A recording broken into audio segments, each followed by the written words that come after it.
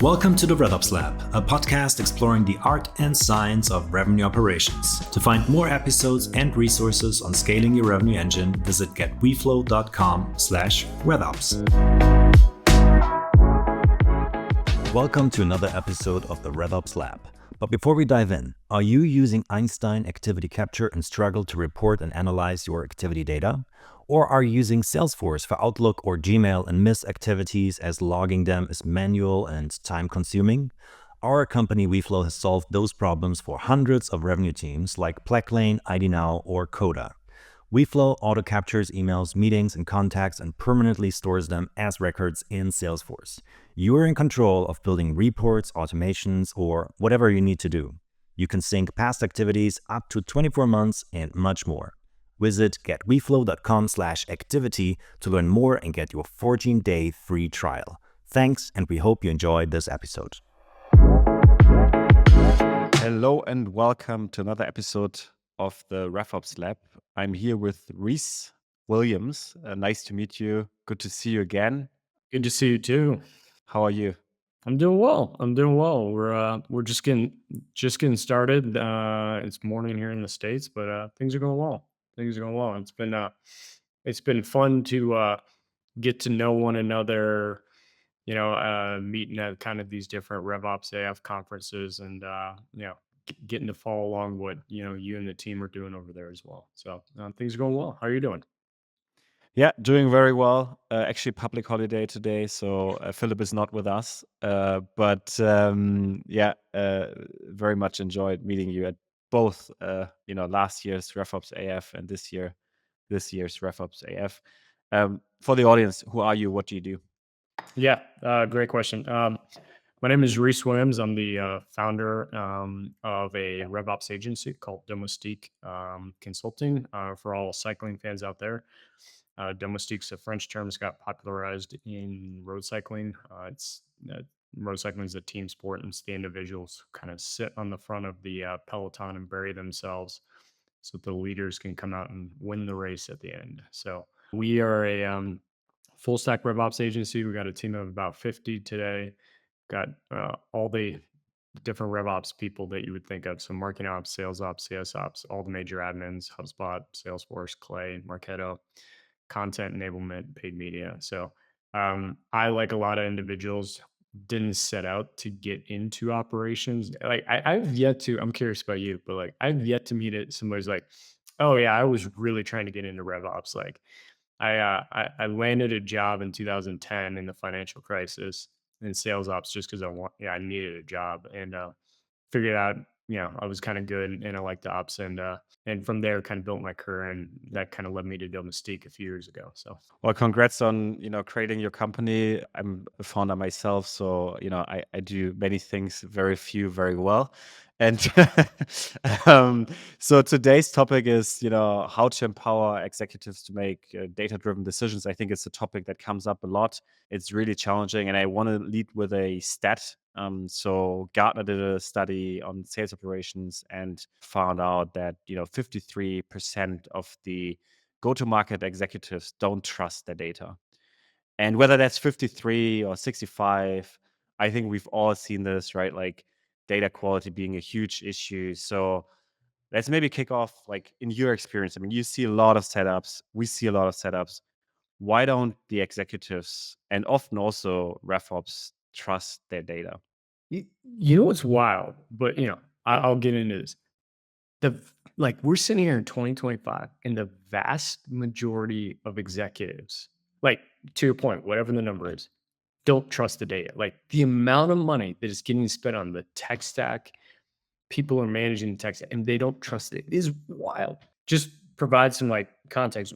I would probably say, I don't know, and I actually have to go back and look, but if I were a betting man, I bet somewhere between 30 to 60% of all the engagements we do at Domestique start with some sort of use case around, I don't trust the data, I need the help find it.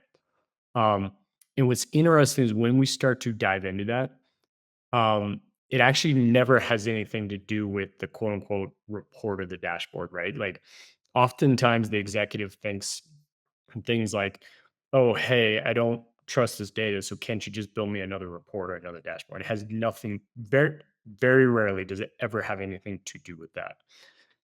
What we normally find is like there's this whole kind of like infrastructure. This kind of gets back to how we think about RevOps. So just taking a step back, when we at Domestique talk about RevOps, we think across the customer journey, strategy, process, tools, data, enablement in that order. And if you think about it, data in what I just laid out is intentionally fourth. And the reason why a lot of executives don't trust the data is because they haven't spent the time flushing out their go to market strategy, updating their processes, building that into their tech stack, and understand what the data is. So, to give a concrete example around what I specifically mean there, if you haven't spent the time, so like strategy, right? That's things like identifying who's your ICP. Are you using account-based marketing? What's your customer engagement strategy? If that is not documented or written down, it doesn't exist. So think about it. Like if you say, all right, our ICP is companies that look like A, B, C, and D from a firmographic. They have these other traits, things like that.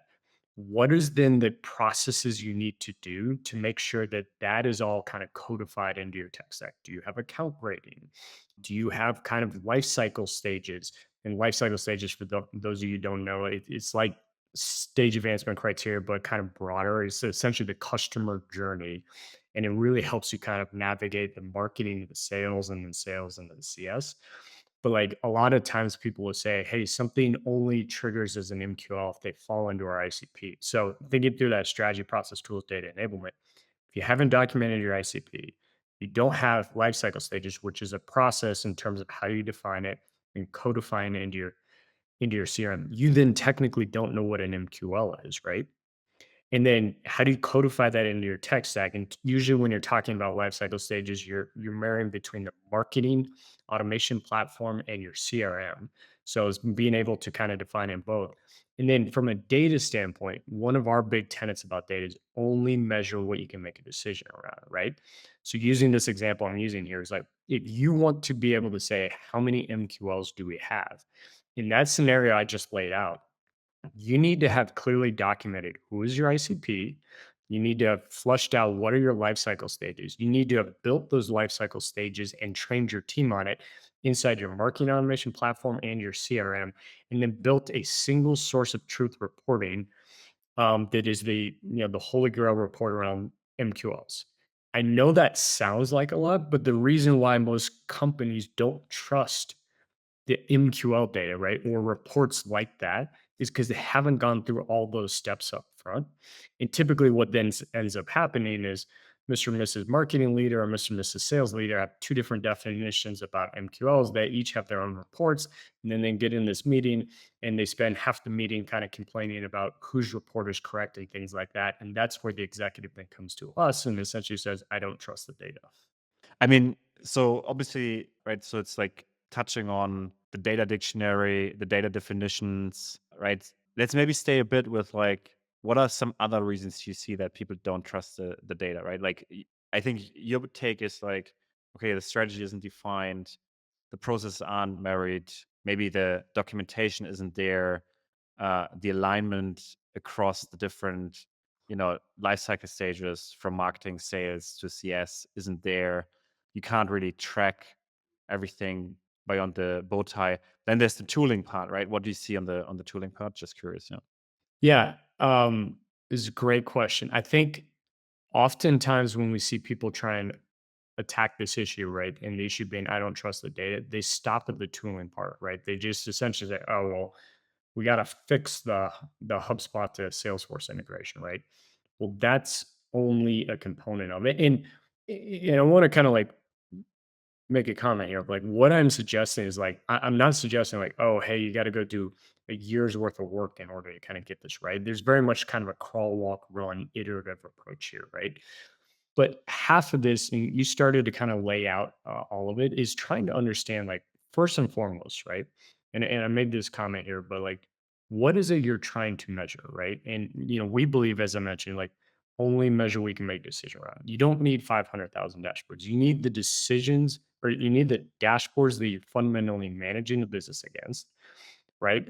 And how, in a perfect world, that reporting, that dashboard should kind of layer up, meaning there's an IC version of a dashboard, right? Sales rep, BDR, CSM, then a leader version of it. But that's the leader version is just a roll up with the same data at kind of a higher level. And then there's an executive, right? But like it's not a bunch of like disparate dashboards and things like that. So if you're currently like dealing with the classic, like we don't trust the data, the first thing I would do is sit down and say, what is it we are trying to kind of measure? And like the North Star that we always try and the North Star that we always try and use is kind of essentially what is the business's goals for the year, right? So if you're an EOS shop, right, entrepreneur's operating system, you should have laid out your annual vision and traction document that essentially says these are what we're trying to do.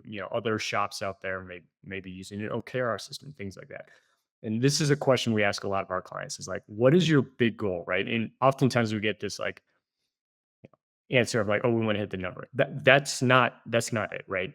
The point of what we're asking is like, what are the core goals? Like, all right, well, if you didn't hit the number last year, why didn't you hit the number last year? Oh, well, we didn't hit the number last year because we didn't have enough pipeline, and we didn't have enough pipeline generation because we only have two pipeline generation sources, marketing and partners, and we want to set up an outbound motion, right? Okay, so maybe one of your goals this year is standing up an outbound motion.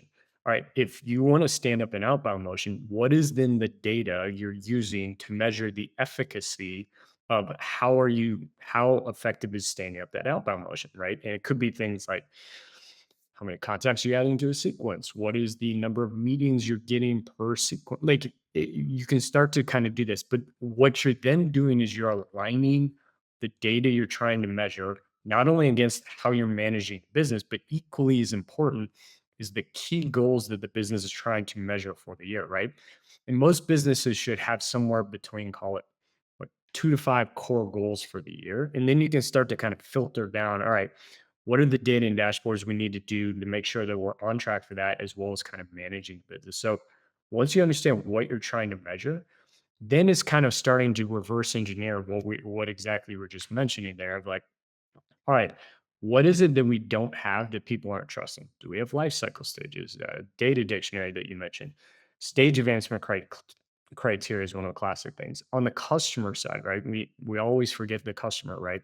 Is like, is there a clearly documented customer engagement strategy? And your customer engagement strategy doesn't have to be this big, long, complex customer journey mapping exercise. It could be like, hey, look, we got 2 segments, and in our SMB segment, we have a one-to-many model, and we want to, the customers go through onboard, engage, and renew. And, in this, there's these few different touch points, and we're going to measure, a customer health score based upon usage, right? Something simple like that, but like understanding what is it that you're kind of measuring, and then saying, where is it that we're kind of missing the kind of key underneath parts? You brought up something very important, right? Once you get the data infrastructure correct, and the infrastructure is kind of that strategy and the process being the data dictionary, the lifecycle stage, is very important in thinking through like how you operationalize the data and align people across organizations. Because one of the classic mistakes of like why companies don't trust the data is, let's assume that you've got all the kind of the strategy, the process, and the tooling correct. One of the then big reasons why companies don't trust the data is you people are operating in a silo, and they're speaking from 2 different sheets of music, meaning sales, Mr. and Mrs. Sales Leader is operating with their own set of reports. They have very limited kind of interaction with the marketing leader.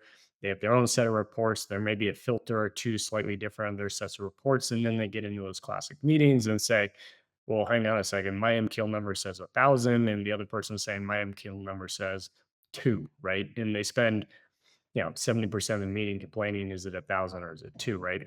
So there is this kind of concept about like, how do you operationalize the data once you get the infrastructure set up correctly? Here is a quick case study on activity capture from Blacklane. At first, Blacklane's sales team manually logged emails and meetings with Salesforce for Gmail, leaving around 20% of activities unrecorded. Blacklane then decided to roll out Einstein activity capture, but struggled with the data not being permanently stored nor reportable and missing custom logging rules. Without full visibility into activities, Blacklane couldn't properly analyze sales efforts by accounts or reps, reporting on sales efficiency and velocity was very challenging. After running a quick pilot with Weflow, Blacklane rolled out Weflow Activity Capture organizational-wide. In addition to auto-capturing emails and meetings, the team uses Weflow's Gmail extension to further improve their opportunity activity data. Since adopting Weflow Activity Capture, Blacklane is in full control of their activity data. Visit getweflow.com/activity to learn more and try Weflow for free. Thanks, and we hope you enjoy this episode. So what I really like about the concept you're laying out, right? So first, make sure you know what we're going for, right? So I think that's obviously right part of the annual plan, right? Like part of basically every company's annual strategy. But more than that, right? Like really understand the strategy and then what you need to essentially track the strategy. So it's almost like a KPI tree, right? Where you have different layers of KPIs, right? And I think in SaaS, right, like you typically have these KPIs, like for example, rule of 40, that consists of various different metrics. And this can actually be broken down into the volume metrics on the very bottom of the funnel, right? So like you could say, like how many, if I want to be like very like easy here, like how many meetings should we have to actually achieve the rule of 40, in different stages throughout, how many customers do we need to win? What is the value of the customer, what's the sales cycle length, things like that, right? So like a variety of different metrics that then lead to the next KPI, that then lead to the next KPI. And so I think one challenge is always that the executives, they spend a lot of time thinking about the aggregated metrics versus, the RevOps team being ideally the glue between the executive team and the kind of the day-to-day, the volume metrics. And then you have the finance organization with FP&A that also has a different view often, and come more from I would say like a like top down versus bottom up, kind of way looking at the metrics, right? And so I think why I'm saying this is like is always good to know where you are at, right? Like what in that pyramid, of the KPI tree to understand whether this is actually something that matters to the executive layer. Yeah. And I'm sure you see this a lot, right? Like I don't know who you typically speak to, but I would assume you work closely with RevOps folks and also the executive layer. So I'm curious, like what you think about, right? Like how do you package that story to the executives versus, if you're in RevOps so that it actually, is well understood. I love this question. So, two comments on it. So, the first comment is we tend to think of kind of like data and kind of like two very simplistic or buckets. Like one of our big just tenets in general is simplicity drives execution, right? We don't need to overcomplicate stuff, right? But if you think about the data, there's kind of output metrics and there's input metrics. And the output metrics is things like what was our bookings number, right? Like what did we do in terms of like that is something executives care about. Well, bookings number is not an input metric, right? An input metric of how do you get to the output metric is something like, one of our favorite kind of like input metrics is sales velocity, right? Sales velocity is the number of opportunities in a given period of times, close rate in a given period of times, ASP divided by sales cycle. Because you can start to sit down and say, hey, look, does this rep, does this team, does this segment, whatever it is, do they have enough opportunities? Oh, hey, their close rate seems to be falling off. Why is that? Here, let's dive into that. Like you can start to understand, hey, look, what are the things we can do? Because our general tenet at the end of the day is like if you take care of the input metrics, the outputs should take care of themselves, right? So like it's just understanding what is what, right? Like and output metrics are fine. I'm not saying anything against it, but like if you only have output metrics, like you can sit there and say, hey, we're behind bookings. Well, then the question is like, what do you do about it? And that's where the input metric I think becomes very valuable, right? So like making sure, to your point, RevOps has this kind of like understanding of kind of input metrics and output metrics and is helping to manage the organization, BDR, sales, marketing, CS via the input metrics, right? Because if you manage that well, you're constantly evaluating, "Oh, this is off. What can we do about it? This is off." The second comment I was going to make is You need to find moments within your operating cadence. Your operating cadence is your kind of meeting structure. And this is how you get data into the organization, into your DNA. Of like one of the things you recommend to everybody is like, if you're not doing this on a quarterly basis, you unequivocally should take a look at every meeting, figure out who should be in it, what is the objective, have a clear agenda, and then link any reports into that meeting so that everybody's speaking from the same sheet of music. But the comment I was going to make is inside of your operating cadence, make sure that there are clear moments where there's this cross functional alignment where the business is working on the input metrics. So, one of our favorite meetings that we recommend to a lot of clients is something called Demand Council. And what Demand Council is at the end of the day is essentially it's a cross-functional weekly meeting with the heads of marketing, BDR, sales, CS. And what you do is you look at week over week pipeline generation, but the pipeline generation kind of work up the reverse waterfall. So it's like MQLs, SALs, SQLs, and close one, and you compare it against what your annual plan is. And the whole point of the meeting is to essentially say, are we on track or are we off track against the annual plan? And if we're off track, where is it, right? And you can break these down by segments, so enterprise, mid-market, SMB, geo, product, whatever it is.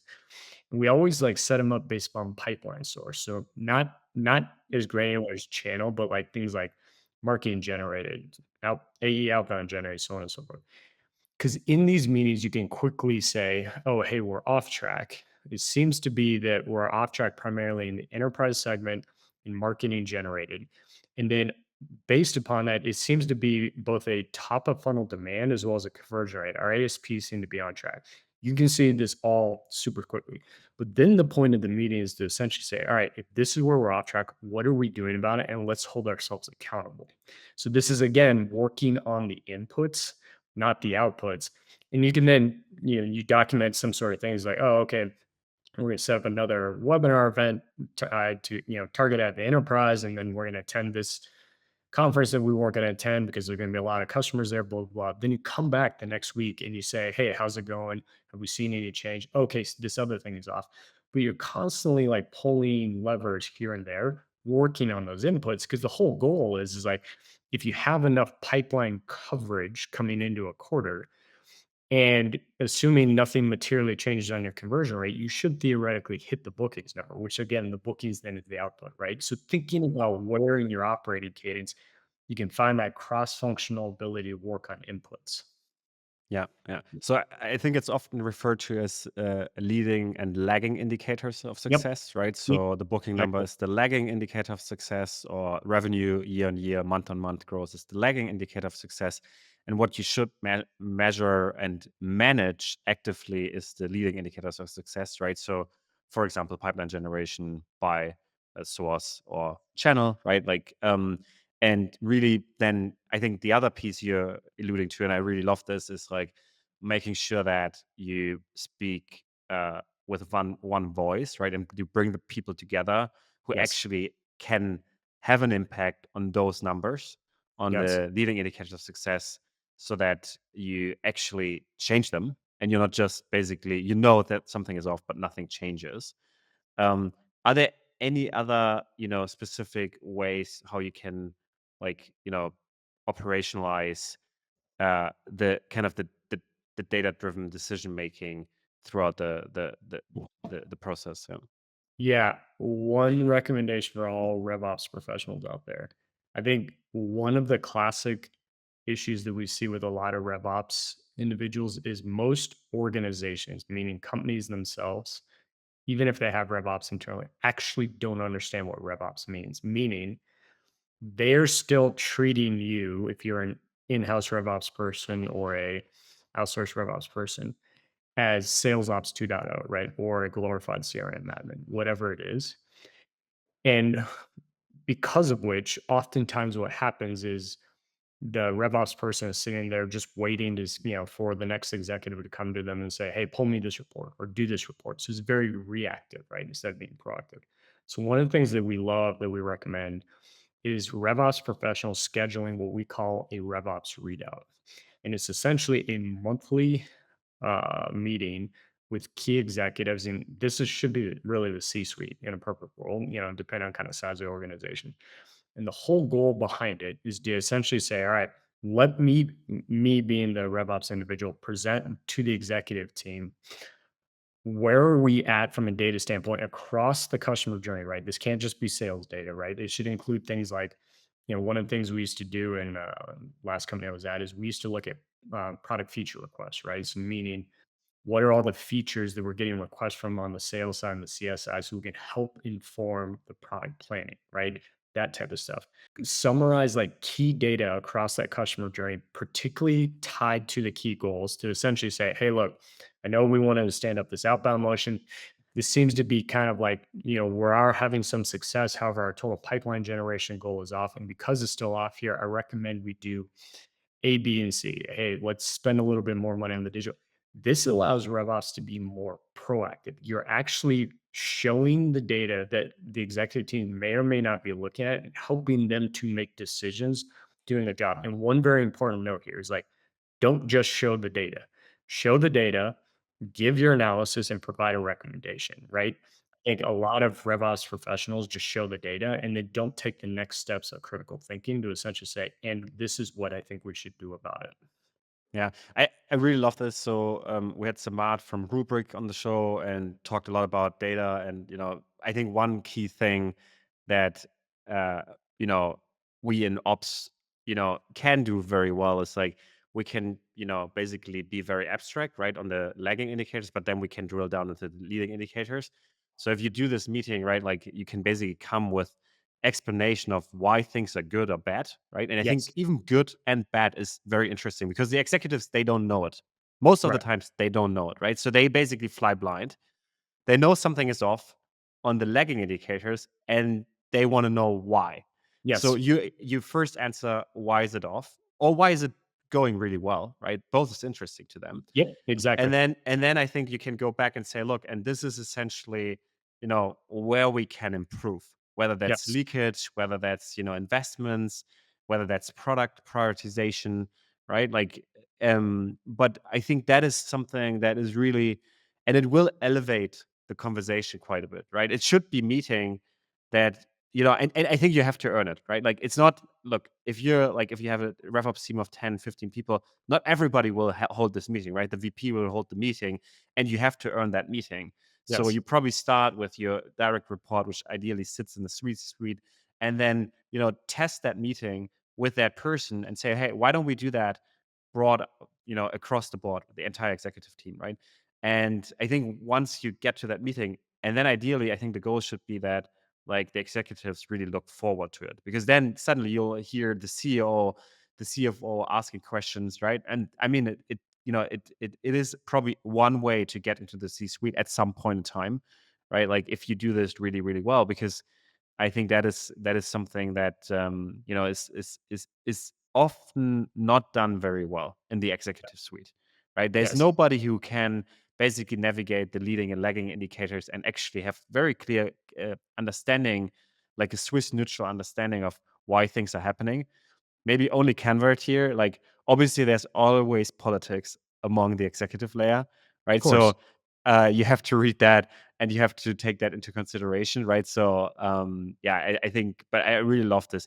Any other recommendations or comments on operationalizing, the kind of the way to really use data to help executives and the entire organization to make better decisions? Don't be afraid to hold executives, in particular executives and other ICs, accountable to speaking from the same sheet of music. And what I mean by that is if we've created a single source of truth report for MQLs or whatever it is, right? An executive comes in with a different report. You need to say, hey, look, I know we all agreed on this kind of like MQL report. This report looks off here because of A, B, and C. Why don't we, like, if you want to kind of dive into that, I'm happy to take this offline here, but why don't we kind of come back to this? Like, it is our job as RevOps.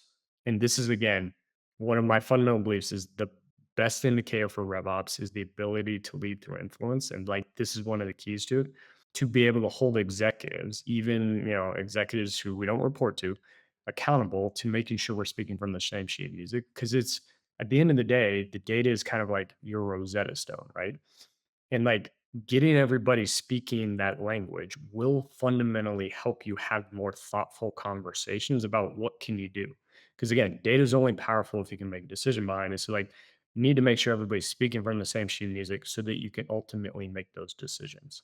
Yeah, I love that. I think that's so important, right? Like, and I think we've all been there where suddenly the spreadsheet here is pulled up, or you have a different report, or somebody created Well, that Tableau or Looker report, and it comes into the meeting.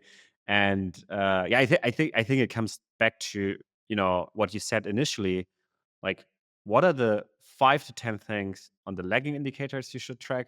What are the influencing factors? Is everybody aligned on that? And so, to your first suggestion, right, the demand council meeting, or the pipeline meeting, or the renewal meeting, or whatever meetings you have, right, where you have different groups of executives and leaders in one room, you always refer back to the same thing, right? yes, So exactly. you can write a data dictionary, nobody will read it, right? So you No, have to incorporate exactly. it into the meetings, and then you have to show one set of dashboards, and you have to refer back to that, and making sure that everybody is aligned. And if they're not aligned, they need to speak up, right? And then you can solve that, and there's a problem, and you solve it. But if you don't do it, right, like, basically the organization will take control, and everyone will basically create their own set of KPIs that are supporting their story, and that's very careful, dangerous. Yeah. Yeah, and then yeah, it's the whole like everybody speaking like 72 languages, and you spend the time trying to get everybody's on the same page. So yeah, Yeah. Yeah. agreed.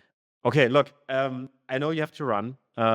This was awesome. Thank you so much for sharing all these insights. I think we have to invite you back for a longer meeting with a different topic. But maybe before you dash off, like, any book you would recommend to our audience, or report, or any source of material you like to share. Yeah. Yeah. So one of my favorite business books that I use on a regular basis is something called the 360 Leader by John Maxwell. And he has a pyramid in there. And the pyramid talks about the 5 kind of levels of leadership. And one of his whole principles in there is like anybody can lead, regardless. Like it doesn't have to be, you don't have to have people reporting to you. And this kind of gets back to my comment about like the ability to lead through influence. This left a profound impact on me, particularly thinking about it from a RevOps perspective of like, how do you get other people to follow you? Because if you think about it, the vast majority of what we try and do on a day-to-day basis in RevOps is all around is all around change management, and you got to get people bought into kind of what you're saying. So I think that's a phenomenal business book on the kind of like more fun stuff like that. I read the Daily Stoic last year, which if anybody's like into kind of stoicism and things like that, it's a good like 1 page a day type of thing and stuff like that. So very much like control what you can control and the other outside factors, which again, if you think about it from a RevOps standpoint, is like oftentimes the number of fires, bombs that happen during the day is like you can only control what you can control. So, anyways, Love it. Thank you so much for joining. Wish you a great rest of your day. thank you so much. I always enjoy it, and feel free if anybody has any questions. I'm always happy to kind of like do a sounding board session or anything like that. So, Awesome. Yeah, much appreciated. Have a great day. thank you. Thank you very much for listening to this episode of the RevOps Lab podcast. Please consider to like and subscribe our show and give us a 5-star rating on wherever you're listening. If you have feedback or suggestions, let us know at podcast@getweflow.com. We read and reply to every email. Thank you.